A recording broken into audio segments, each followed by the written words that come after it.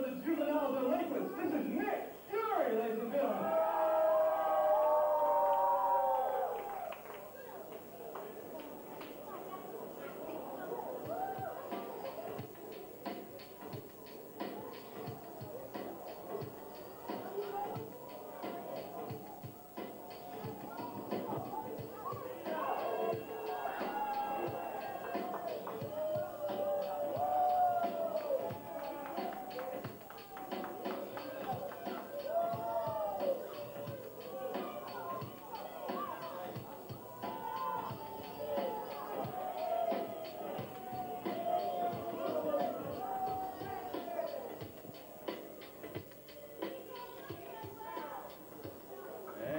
Ladies and gentlemen, his opponent, he is the APW cruiserweight champion. Give it up for Dirty!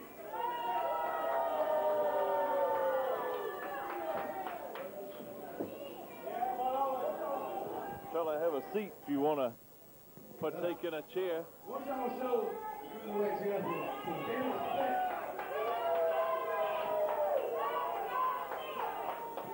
Nick Fury has been around the block a time or two and was certainly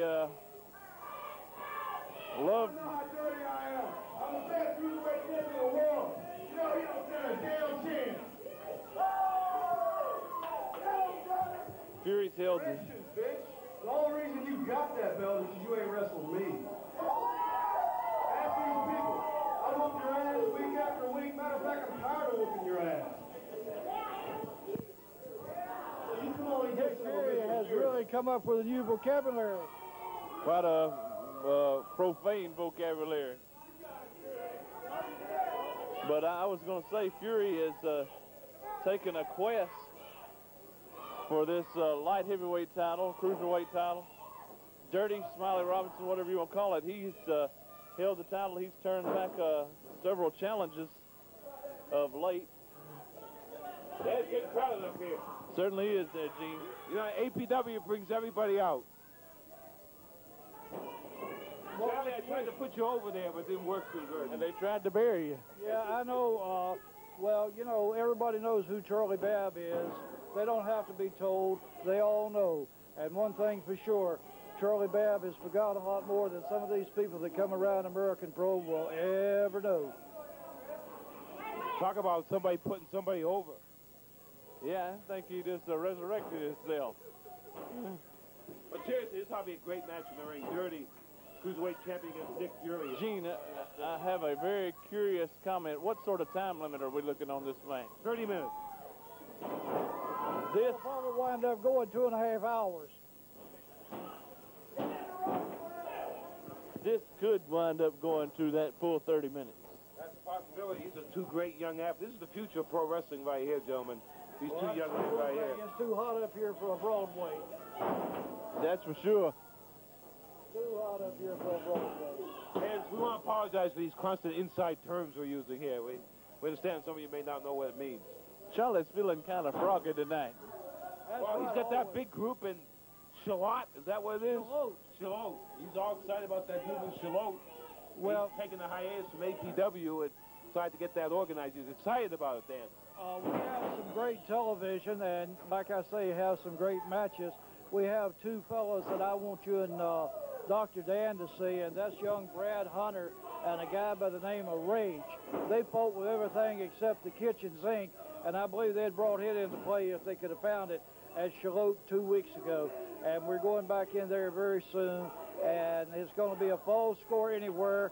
And these guys, they are athletes. They look like athletes, and they perform like athletes. And, you know, out on the marquee, it says wrestling, and that's what we give them. We give them old school professional wrestling, days of the old Mid-Atlantic, Jim Crockett Promotions type of wrestling. And, you know, back in those days, you didn't see guys that weighed 90 pounds or 100 pounds or 120 pounds. Guys had to be at least 220 pounds. And now most major promotions won't look at anybody unless they weigh at least 250, 260 pounds. And we have some big guys with us. And the folks will be seeing it very soon on television. and it's going to be throughout the Southeast. Well, yeah, we got the flyweights here, but we've got the heavyweights, the cruiserweights, and I really don't know what the repercussions do in this area because of that. I mean, you know, Dan, I was probably the first guy to ever use smaller guys. Professor Roy Shire, who was a great promoter out in San Francisco, California, told me one time, he says, I don't care if a man don't weigh but 110 pounds. If the people like him, I'll book him. And there's a lot of truth to be said in that. Weight is not always the factor. It's the agility and the charisma that you have to look at. You know what that is, don't you, Gene? Yes, sir. Charisma. Yeah. Elaborate on that for just Well, there's a lot of things in professional wrestling, you know, like young Nick Fury here. He's got a lot of charisma. The crowd likes him. You got to have that combination, Dan. He's got charisma.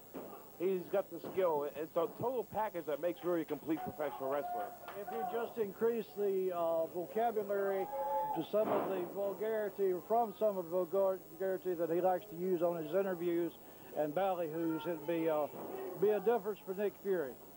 well, Nick's putting it, yeah, that's a fact. He's got to sort of tone that down because he's got a lot of young fans behind him and wants to be a good role model.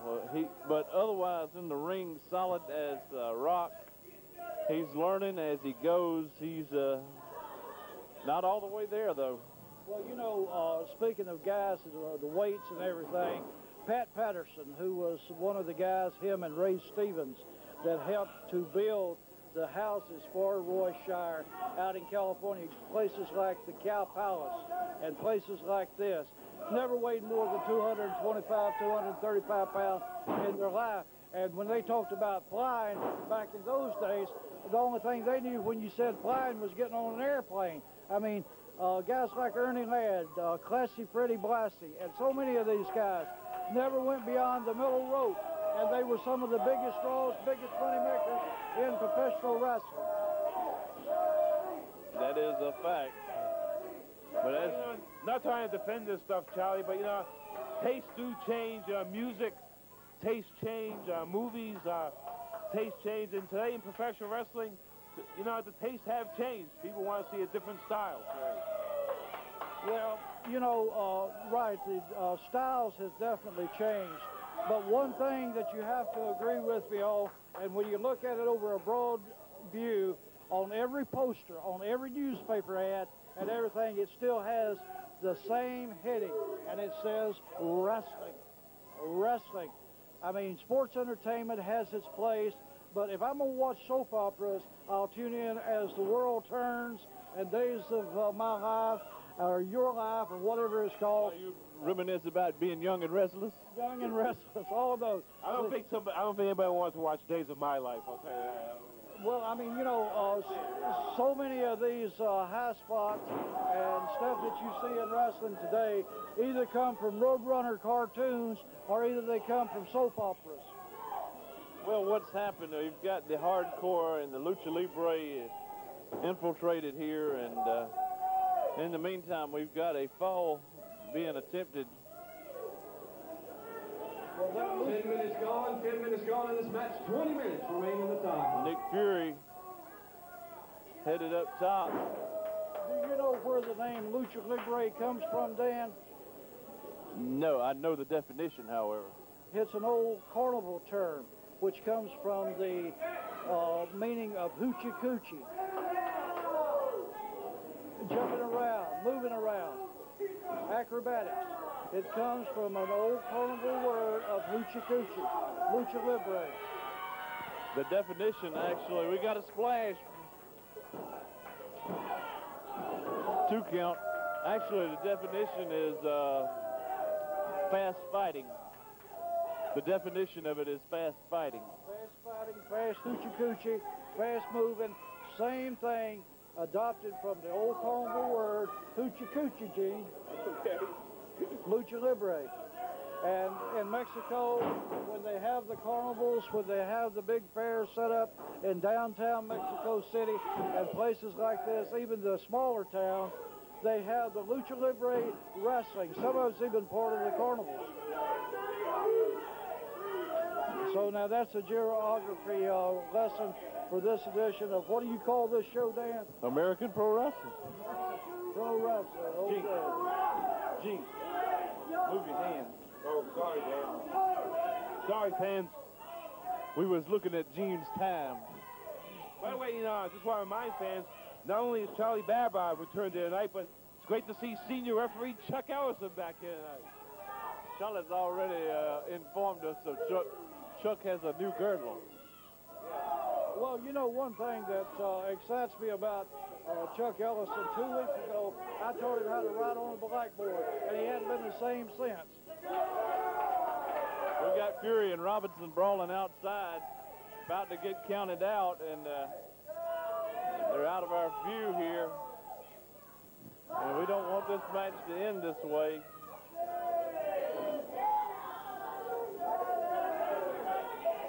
Well, Fury's the legal man in, but he's going to break count. Dives out over onto Robinson. Where's Chuck Ellison? He out there looking for He's looking for a hot dog. looking for a blackboard. These guys are brawling out again. And they're trying to get back in the ring. Fury back inside, and Fury sort of the worse for wear, and being lifted up now, and going here for a big body slap, and Fury hits that mat very hard, Dan. I could actually feel the thug as he hit that mat very hardly. Yes, he did. All right, Fury with a springboard back in, and didn't hit his mark. Dan, Nick Fury, even though he's had great success in the singles in the tag team ranks of juvenile singles, I think it's now time for him to probably make that next move up and seriously take singles action. Well, he has held the hardcore title, Gene, for a brief period. Yeah, but I mean, really serious titles. Cruiserweight, or even maybe someday down the road could challenge the United States title. You never know. Yeah, and I'd like to see him make a run for any type of major. As Charlie would say, serious wrestling titles. Well, you know, the athletic commissions and throughout so many states, I can remember when most all states was athletic commission oriented, and it cut out a lot of this tomfoolery and stuff. And, you know, it's good to a certain extent, and it's bad to a certain extent, but they believe in giving what you advertise, and that is wrestling. Well, and that's what you need to deliver. All right, both men feeling the effects. Smiley Robinson misses an attack.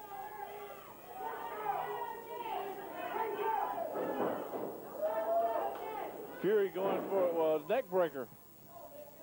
A very nice reverse neck breaker there. And notice that this Nick Fury and his opponent both very slow at getting up. They have the count of 10 to get back into action before both men would be counted out. And looks like this is going to be a 30-minute finish here, regardless of whether we like it up here in the peanut gallery or not. Well, we kind of thought this would be a pretty even match, Dan. Both of these guys are pretty evenly skilled technically in the ring. We're actually only at about the 12-minute mark. And Robinson, he takes the worst of it from a super kick. And I wonder, can these guys go at it for another 18 minutes? I say possibly. Well, if they don't keep it in the ring, I'd be very surprised if somebody don't get counted out, because, you know, you're out there and you take it a beating and your brains gets kind of scrambled on that floor, and sometimes you don't know where that referee's count is, and it don't take long out there with your brains scrambled to that count to go right on up to 10, Dan. That's true. Gene's going to go down and check out with the new announcer and what have you. And yeah, Nick Fury's trying to take control here. He's got a body slam. Yeah, you've got to, every time you take those licks, you've got to try to rebound mentally as well as physically. Fury up for the top. Big splash connected. That's for sure. Both men, again now, Dan, are down. And, you know, these guys that's been going so long, they're just out of gas, Dan. You know, we get out of gas up here sometimes. We just get completely give out. And that's the bad part about the whole thing. That is indeed a fact, and right now both men are feeling the effects. Fury, I think, must have had a mistimed landing, didn't go for the fall. Referees told him to count on both of these guys. If neither one of them, well, I was going to say, if neither answered that 10 count, that would officially end this match. But both men back up. And both men, you know, is, like I say, definitely needing that second win, need to get that adrenaline rushing in there and hit a few high spots and get that win in this match, because, I mean, you know, this could really be a feather in the cap for this young black guy, or either for Nick Fury. Yes, sir. All right, Fury went for the fall. These guys are trading punches.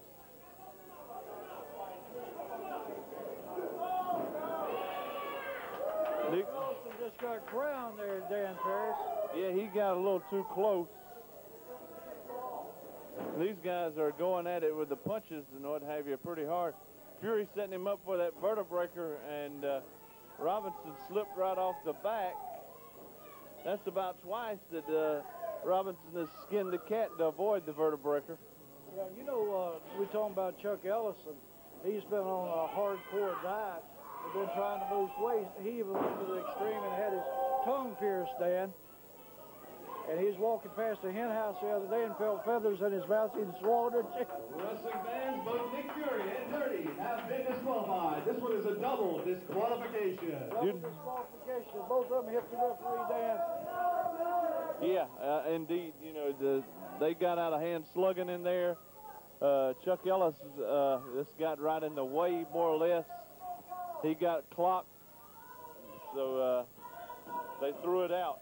It's a double disqualification. Chuck Ellison hadn't been hit that hard since the wife got the frying pan after him. Wrestling fans, we'll be back. We've got several more big matches in American Pro Wrestling.